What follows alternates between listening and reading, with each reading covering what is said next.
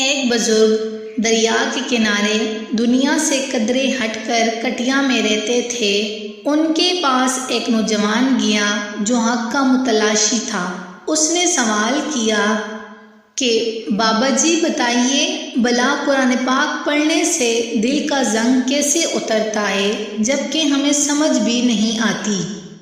بابا جی گہرے استغراق میں گم تھے، سنی انسنی کر دی۔ نوجوان نے پھر سوال کیا۔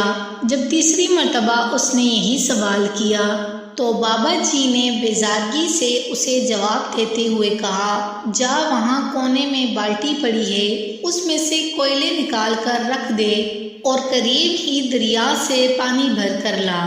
نوجوان حد ادب کی وجہ سے اپنے سوال کے اس جواب پر جذبز ہوا مگر احترام حائل تھا، لہذا خاموشی سے اٹھا، بالٹی لے کر باہر دریا کی جانب روانہ ہو گیا۔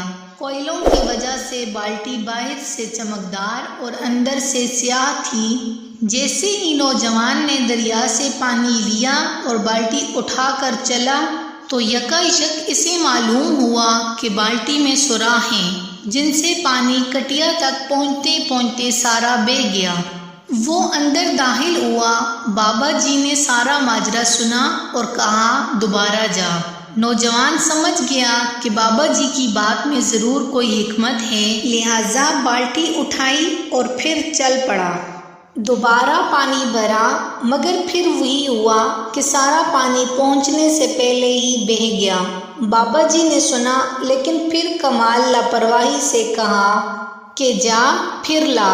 نوجوان نے اس طرح کئی چکر کاٹے، جب تھک گیا تو بابا جی کو کہنے لگا، آپ نہ جانے کیوں میرے ساتھ یہ سلوک کر رہے ہیں جبکہ آپ دیکھ رہے ہیں کہ بالٹی میں کسی طرح سے پانی نہیں آ سکتا۔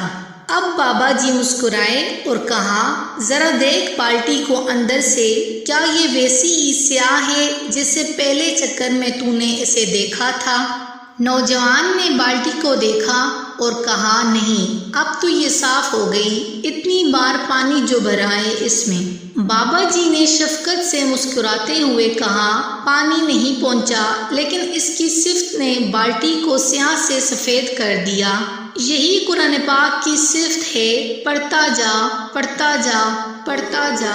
اس کی صفات تیرے دل کو یوں ہی زنگ سے صاف کر کے اس دل میں موجود دنیا داری کے سوراخوں سے سارا زنگ بہا لے جائے گی۔ آخر میں دل صاف ستھرا دنیا کی علائش سے پاک ہو کر تجھے اللہ سے ہمیشہ ہمیشہ کے لیے جوڑ دے گا۔ بس یہی تھا تیرے سوال کا جواب۔ فرینڈز، اگر آپ کو ویڈیو اچھی لگی ہو تو برائے مہربانی اسے لائک کر لیجئے اور ہمارے چینل اسلامک نورانی مسائل کو بھی سبسکرائب کر لیجئے۔ شکریہ۔